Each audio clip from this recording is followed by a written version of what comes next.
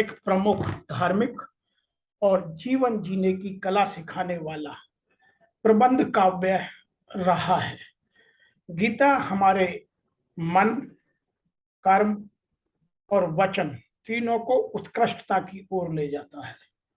और जो लोग गीता का अध्ययन कर गीता को ठीक से समझते हैं, उनके जीवन में हर क्षेत्र में उत्कृष्टता नजर आती है। और यदि हमें अपने जीवन के में और उत्कृष्टता प्राप्त करनी है तो गीता के महत्व को, एक एक श्लोक को ठीक से समझना होगा।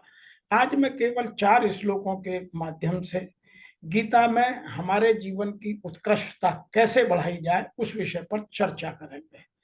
तो जरूरत है हमें गीता को ठीक से समझने की। सबसे पहला श्लोक जिसका बहुत दुरुपयोग लोगों ने किया है वह है कर्मण्यवाद कारस्ते माँ फलेषु कदाचन माँ कर्म फल हेतु संगोत्सवे कर्मणि। तो लोगों ने बार बार इस बात को कहा है कि कर्तव्य करने में तेरा अधिकार है, फलों पर तेरा अधिकार नहीं। जबकि वास्तविकता यह है कि यदि हम कर्तव्य ठीक करेंगे, कर्तव्य में हमारी निष्ठा होगी, ईमानदारी होगी, तो फल हमें उचित मिलेगा। हमारे जीवन में 2 तरह के विभाग बहुत महत्वपूर्ण होते हैं। एक है कर्म विभाग, दूसरा है फल विभाग। कर्म करना मनुष्य के हाथ में है। भगवान ने मनुष्य को कर्म करने के लिए ही इस मृत्यु लोक में भेजा है। लेकिन कर्म का होना, कर्म का फल मिलना उसके हाथ में नहीं है। उसके लिए उसके पूर्व जन्म के प्रारब्ध या संचित कर्म, या जिसको हम कहते हैं भाग्य, या परमात्मा के अधीन होता है। अतः कर्म करना हमारे हाथ में है, कर्म का चयन करना हमारे हाथ में है।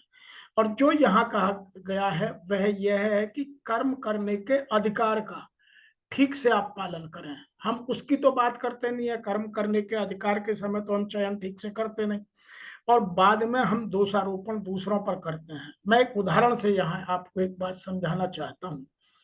जब सरदार भगत सिंह भारत की आजादी के लिए लड़ाई लड़ रहे थे तो वह अपने पूर्ण जोश के साथ, उमंग के साथ, गीता के इस श्लोक के साथ अपने कर्म को कर रहे थे। और उन्होंने कर्म करते करते ही अपने जीवन की समाप्ति कर ली। लेकिन यहाँ समझने की हमारे लिए जो बात है वह यह है कि भारत की आजादी के लिए कर्म करना यह सरदार भगत सिंह का अपना चुनाव था। और सरदार भगत सिंह के जिंदा रहते हुए आजादी मिली भी नहीं, लेकिन सरदार भगत सिंह अमर हो गई। यह प्रभु का या उनके संचित कर्मों का फल था। आज हर कोई सबसे पहले जब भी स्वतंत्रता संग्राम के सेनानियों की बात होती है तो भगत सिंह का नाम लिया जाता है। इस बात को सरदार भगत सिंह ने अपने जीवन में उतारा। लोग यहाँ तक कहते हैं कि जब सरदार भगत सिंह फांसी के लिए जा रहे थे उस समय भी उनके हाथ में गीता थी। वो गीता को इतना महत्व देते थे और गीता को इतना समझते थे। एक दूसरा उदाहरण जो हमारे सामने बिल्कुल जीवंत है, जिन्होंने यह बात कही थी कि स्वतंत्रता मेरा जन्मसिद्ध अधिकार है, उन्होंने यह कर्म करने के अधिकार का निरूपण गीता के माध्यम से तत्कालीन समाज में बहुत तेजी से किया था। उन्होंने यह कहा था कि मैं अंग्रेजों के जूते साफ करूंगा या अंग्रेज मेरे जूते साफ करेंगे, यह तय करना, यह कर्म तय करना मेरा काम है। अतः उन्होंने यही बात समझकर गीता से पढ़कर गीता का उस परिस्थितियों में पुनः विवेचन किया और उस विवेचना के आधार पर ही उन्होंने लोगों में गीता को सही तरीके से समझाने की कोशिश की।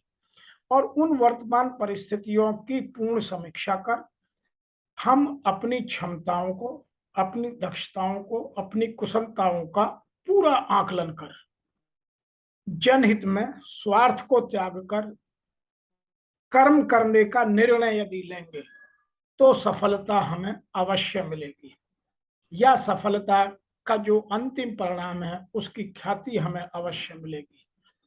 अतः मैं यहाँ यह स्पष्ट रूप से कह देना चाहता हूं कि गीता का यह श्लोक हमें कर्म करने के अधिकार के चयन की पूर्ण स्वतंत्रता देता है, जिसको हम लेते नहीं है, क्योंकि ना तो हमें परिस्थितियों का आकलन करना ठीक से आता है, ना हम उस समय की ठीक से समीक्षा कर पाते हैं, ना अपनी क्षमताओं को ठीक से समझते हैं।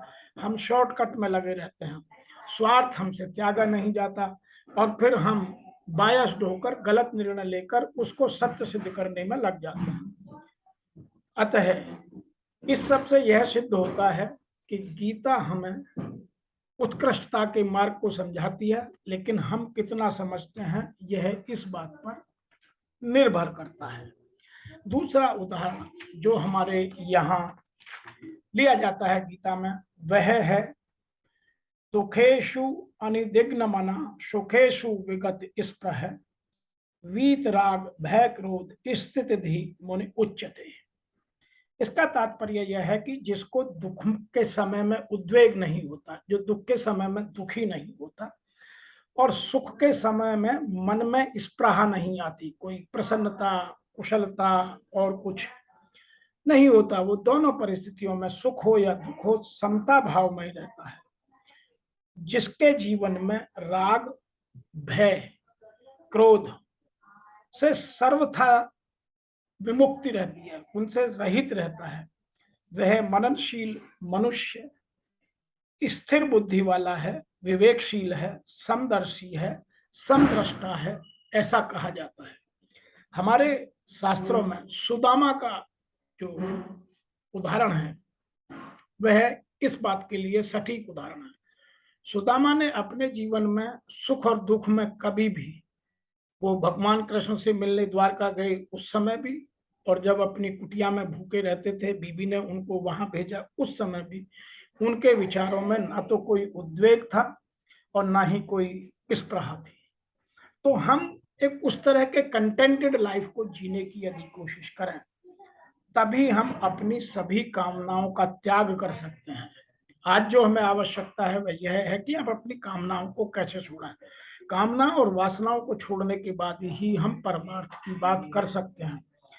वह सभी कामनाओं को जो त्याग कर देगा और उससे कर्तापन का भाव अपने मन से समाप्त कर देगा, वह सभी कर्मों को करते हुए भी फलों में कभी लिप्त नहीं होगा और अपने कर्मों के फलों को भगवान की इच्छा मानकर स्वयं अपने कर्मों का दिष्टा बन उनको स्वीकार करेगा। तभी हमारे जीवन में उत्कृष्टता आ जाती है।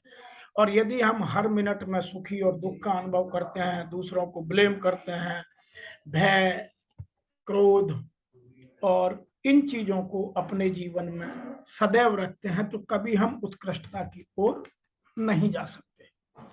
आइए अब तीसरा जो प्रमुख और एक श्लोक है, आइए उसकी बात करते हैं, उसको समझते हैं और जिसको हमें समझाने का प्रयास किया गया है वह है तत्वद्धि प्राणिपातेन परिप्रश्नेन सेवया उपदेक्षयन्ति ते ज्ञानम ज्ञानिनः तत्वदर्शिनः।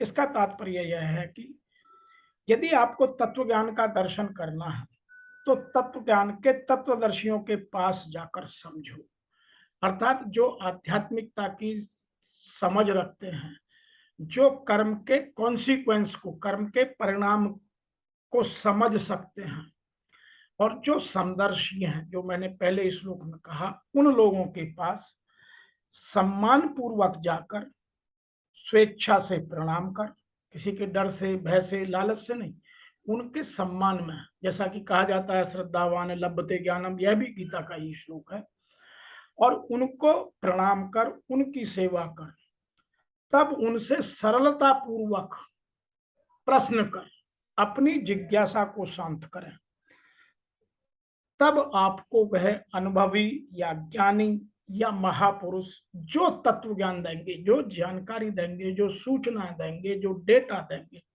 वह हमारे जीवन को उत्कृष्टता की ओर ले जाएगा। वर्तमान जीवन में आज गुरु हर कोई बनना चाहता है, लेकिन गुरु बनने से कुछ नहीं होगा, न शिष्य बनाने से कुछ होगा। कब होगा? जब दोनों तरफ से समर्पण होगा। दोनों तरफ से एक दूसरे के प्रति श्रद्धा और विश्वास होगा, दोनों एक दूसरे को ठीक से समझेंगे। और शिष्य में या जिज्ञासु में जिज्ञासापूर्ण प्रश्न करने की क्षमता, सम्मान देने की क्षमता, ज्ञान को बटोरने की, समझने की क्षमता आ जाएगी। और तब वह प्रश्न करेगा तो उसकी जिज्ञासा को शांत करने में गुरु को, ज्ञानी को या महापुरुष को आसानी होगी।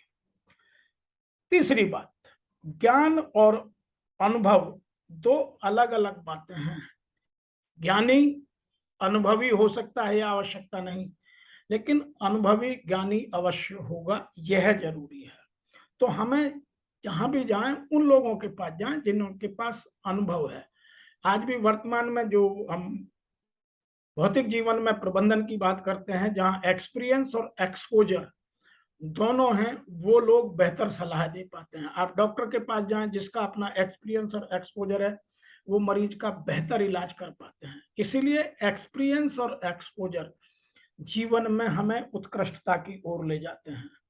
और अनुभवहीन गुरु कभी भी अपने शिष्य की जिज्ञासाओं को शांत नहीं कर सकते। जो आज हम पैसे की भागदौड़ में सबने बिजनेस बना लिया है, यह बिजनेस तो हो सकता है, लेकिन जिज्ञासु की जिज्ञासा शांत नहीं कर सकते। गीता हमें इस श्लोक के माध्यम से यह स्पष्ट रूप से समझाती है।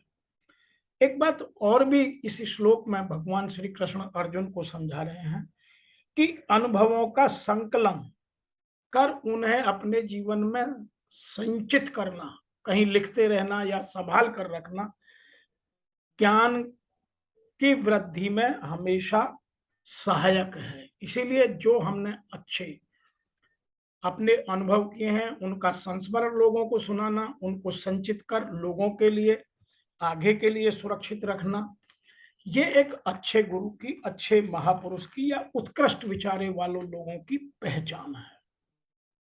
नंबर 4 हम उदाहरण की बात करेंगे जो इनसे भी बहुत अधिक है, उसको समझना और बहुत जरूरी है। वह है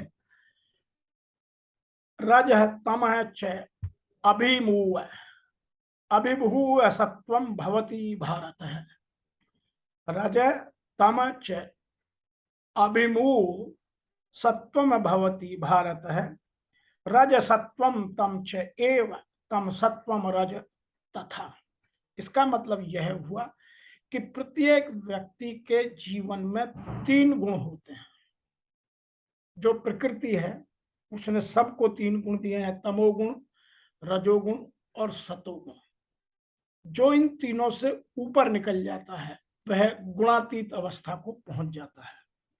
इस श्लोक में गीता हमें यह समझाती है कि यदि हम रजोगुण और तमोगुण को दबाएंगे तो सतोगुण स्वयं बढ़ेगा, और यदि हम सतोगुण या तमोगुण को दबाएंगे तो रजोगुण अपने आप बढ़ेगा, और यदि हम सतोगुण और रजोगुण को दबाएंगे तो तमोगुण अपने आप बढ़ेगा। अर्थात यदि हम किन्हीं 2 गुणों का पोषण नहीं करेंगे तो तीसरे गुण का पोषण स्वतः हो जाएगा।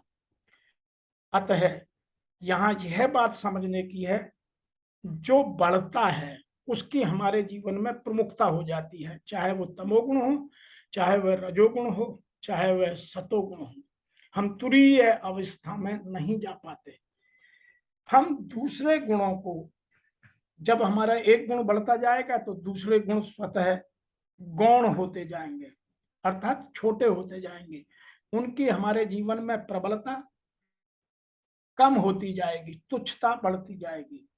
यह गुणों का स्वाभाविक स्वभाव है, इसको कुछ अलग से करने की जरूरत नहीं थी। तो गीता हमें यह समझाती है कि यदि आपको अपने आप में उत्कृष्टता पैदा करनी है तो आपको सतोगुणों को आगे बढ़ाना होगा। कम किस करना होगा?